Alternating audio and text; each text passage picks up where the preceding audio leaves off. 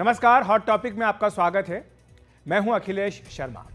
दिल्ली को लेकर एक चर्चा आम है। ऐसा क्यों होता है कि बीजेपी लोकसभा चुनाव में तो सभी 7 सीटें जीत लेती है, लेकिन विधानसभा चुनाव नहीं जीत पाती?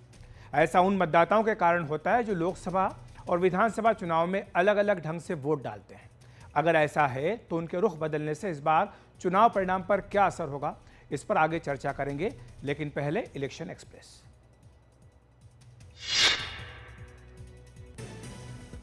अरविंद केजरीवाल की सुरक्षा में लगे पंजाब पुलिस के जवानों को हटाने के मुद्दे पर आम आदमी पार्टी और बीजेपी आमने सामने हैं। आतिशी और भगवंत मान ने इस मामले में चुनाव आयोग को चिट्ठी लिखकर फिर से पंजाब पुलिस की सुरक्षा देने की मांग की है। आतिशी ने आरोप लगाया कि बीजेपी और दिल्ली पुलिस मिलकर अरविंद केजरीवाल को जान से मारने की साजिश रच रहे हैं।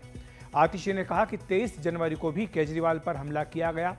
वहीं भगवंत मान ने कहा कि पंजाब पुलिस के पास केजरीवाल पर हमले की आशंका के ठोस सबूत थे, इसीलिए सुरक्षा दी गई थी। वहीं केंद्रीय मंत्री रवनीश सिंह बिट्टू ने आम आदमी पार्टी पर पंजाब पुलिस के दुरुपयोग का आरोप लगाया। उन्होंने ये भी कहा कि केजरीवाल आप समर्थकों से खुद पर हमला भी करवा सकते हैं। वहीं बीजेपी अध्यक्ष वीरेंद्र सचदेवा ने कहा कि केजरीवाल एक शातिर अपराधी हैं, उन पर कोई हमला नहीं हुआ है। केजरीवाल की सुरक्षा को लेकर जारी सियासत पर मुख्य चुनाव आयुक्त राजीव कुमार ने एनडीटीवी से कहा कि यह मामला 2 राज्यों की पुलिस के बीच का है। उन्होंने कहा कि सुरक्षा बहुत ही गंभीर मुद्दा है और जिसे भी सुरक्षा दी जाती है उसके बारे में सभी नियम तय हैं। राजीव कुमार ने कहा कि हमारा एक ही काम है कि नियमों का पालन होना चाहिए। दिल्ली बीजेपी अध्यक्ष वीरेंद्र सचदेवा ने आज एक प्रेस कॉन्फ्रेंस कर केजरीवाल से सवाल किया कि कोविड के दौरान उनकी आय 40 गुना कैसे बढ़ गई। सचदेवा ने कहा कि कोविड के दौरान केजरीवाल ने लोगों को मरने के लिए छोड़ दिया था और अपने लिए शीश महल और शराब नीति बनाई। उन्होंने कहा कि मुगलों ने भी इतना नहीं लूटा जितना केजरीवाल ने दिल्ली को लूटा है। दिल्ली के लिए बीजेपी का संकल्प पत्र कल जारी किया जाएगा। केंद्रीय गृह मंत्री अमित शाह कल दोपहर 2:30 बजे संकल्प पत्र जारी करेंगे। यह कार्यक्रम दिल्ली प्रदेश बीजेपी कार्यालय पर होगा।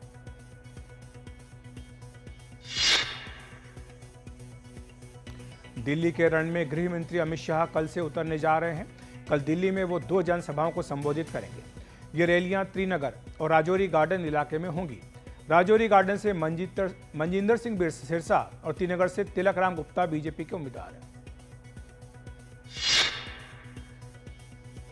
अरविंद केजरीवाल ने आज फिर एक प्रेस कॉन्फ्रेंस कर आरोप लगाया कि दिल्ली में पुलिस के संरक्षण में पैसे और दूसरे सामान बांटे जा रहे हैं। उन्होंने आरोप लगाया कि ये बीजेपी के भ्रष्टाचार से कमाए गए पैसे हैं जो बांटे जा रहे हैं। उन्होंने लोगों से अपील की कि वो पैसे और सामान तो ले लें, लेकिन अपना वोट नहीं बेचें। दिल्ली में केजरीवाल का जोरदार प्रचार जारी है। आज दिल्ली के नजफगढ़ और उत्तम नगर में केजरीवाल की रैलियां हुई। इस दौरान केजरीवाल के निशाने पर बीजेपी ही रही।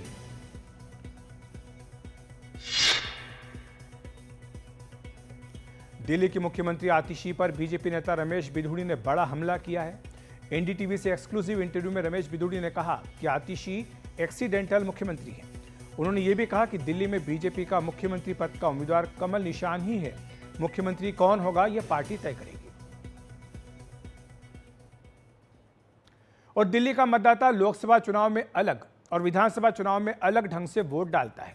वैसे ये ट्रेंड भी रहा है कि दिल्ली में लोकसभा जीतने वाला ही केंद्र में सरकार बनाता है और एमसीडी जीतने वाला दिल्ली विधानसभा चुनाव नहीं जीत पाता। इसके पीछे कारण यह है कि दिल्ली के मतदाताओं का एक बड़ा हिस्सा है जो चुनाव देखकर अपना फैसला करता है, पार्टी देखकर नहीं। इसे स्विंग वोटर भी कह सकते हैं और सरकार बनाने में इनकी एक बड़ी भूमिका रहती है। आइए देखते हैं किस तरह से लोकसभा और विधानसभा में अलग अलग ढंग से वोट डाले गए। अगर 2014 की बात करें तो लोकसभा चुनाव में बीजेपी को सभी 7 सीटें जीतने को मिली, लेकिन 2015 में बीजेपी यहां पर वो प्रदर्शन दोहरा नहीं सकी। और जो वोट प्रतिशत है वो आप देखें, लोकसभा चुनाव में 33 था तो विधानसभा में 46%। लोकसभा चुनाव में इस तरह से आम आदमी पार्टी का जो स्विंग वोट था वो किस तरह से गया है आप ये देख लीजिए कि 46% था बीजेपी का लोकसभा चुनाव में और वहीं दिल्ली विधानसभा चुनाव में घटकर 32 हो गया, यानी 14% का स्विंग लोकसभा चुनाव से विधानसभा चुनाव के बीच में हुआ, जो कि बीजेपी को सीधा सीधा 14% का नुकसान हुआ। इसी तरह अगर आम आदमी पार्टी की बात करें तो आम आदमी पार्टी ने विधानसभा में 70 में से 67 सीटें जीती थी, जबकि लोकसभा चुनाव में उनका जो वोट प्रतिशत था वो 33% था। और वहीं 2015 के विधानसभा चुनाव में ये सीधा 21% बढ़कर 54% पर पहुंच गया। यानी जो स्विंग था वो 21% का स्विंग आम आदमी पार्टी के फेवर में हुआ केवल 6 से 8 महीनों के बीच में। तो ये लोकसभा और विधानसभा चुनाव के बीच की कहानी है। बीजेपी की अगर बात करें तो बीजेपी को 54%, यानी एक बार फिर से बीजेपी को लोकसभा चुनाव में 50% से अधिक वोट मिले।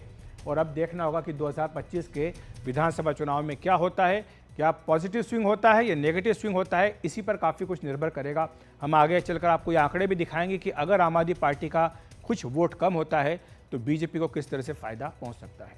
इसी तरह अगर हम आम आदमी पार्टी की बात करें तो पिछले लोकसभा चुनाव में जो कि उसने कांग्रेस के साथ मिलकर लड़ा था, उसे 24% वोट मिला है।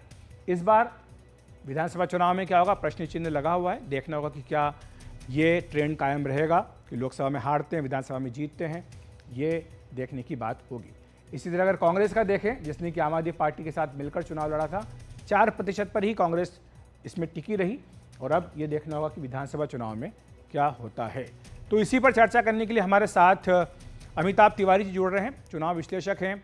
अमिताभ जी, हमने ये देखा आंकड़ा कि दिल्ली में लोकसभा अलग, विधानसभा अलग, एक जनता का जो जनादेश होता है वो अलग तरह से होता है।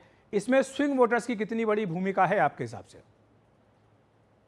में दिल्ली एक स्प्लिट वोटिंग पैटर्न दिखाता है। इसका मतलब है कि लोकसभा में एक पार्टी और विधानसभा में दूसरी पार्टी को वोट करता है। ये अन्य और कई राज्यों में हमें देखने को मिलता है, पंजाब, कर्नाटक, हिमाचल, तेलंगाना, इन सब राज्यों में हमें ये स्प्लिट वोटिंग पैटर्न देखने को मिला।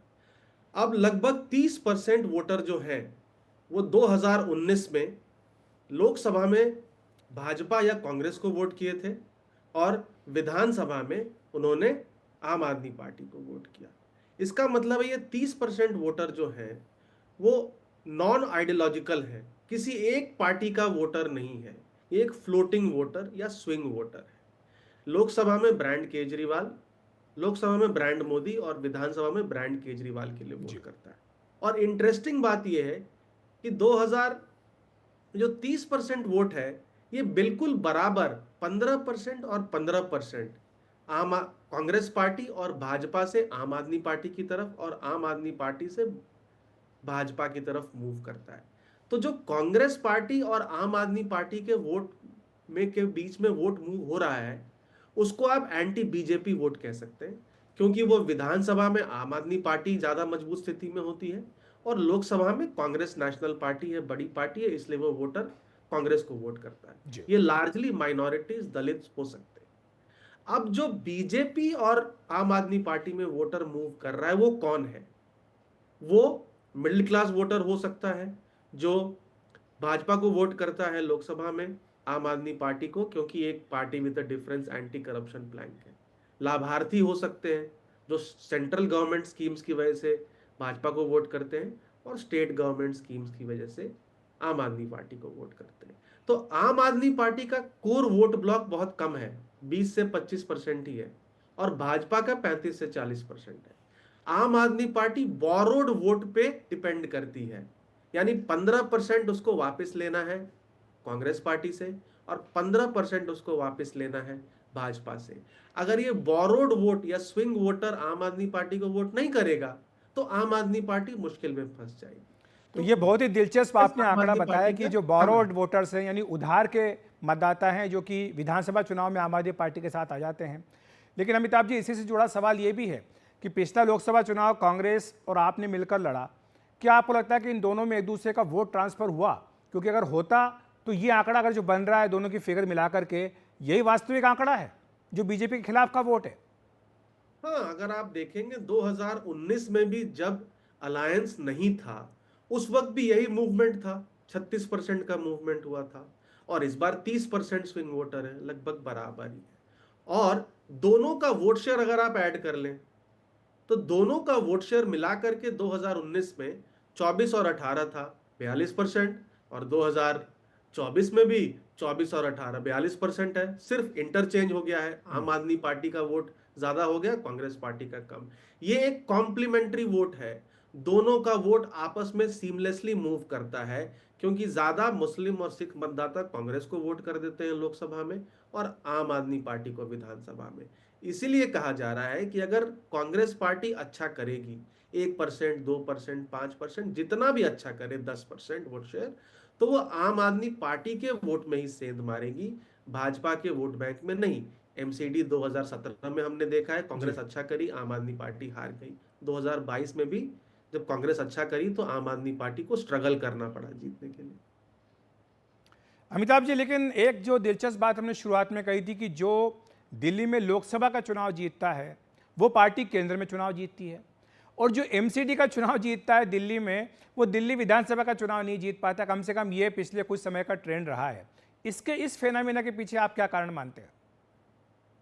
देखिए, दिल्ली राजधानी है, देश का दिल भी माना जाता है, तो कहीं ना कहीं पॉलिटिकल जो अवेयरनेस है और पॉलिटिकल बैरोमीटर जो है वो सही ढंग से नाप पाती है। इसलिए हम देख रहे हैं कि ज्यादातर इलेक्शंस में दिल्ली जिसको वोट करती है वही लोकसभा में जाकर के उस पार्टी की सरकार बनती है। अब ये जो रिवर्स ट्रेंड है, एमसीडी वाला और विधानसभा इलेक्शन वाला, वो इसलिए है क्योंकि देखिए, जो एमएलए है दिल्ली का भी, वो कहीं ना कहीं किसी और राज्य से अगर आप कंपेयर करेंगे तो एक काउंसिलर ही है, एक छोटा राज्य है दिल्ली। और काउंसिलर और एमएलए का जो कार्य है, जो रिस्पॉन्सिबिलिटी है, उसमें एटलीस्ट वोटर के मन में बहुत सारा ओवरलैप है।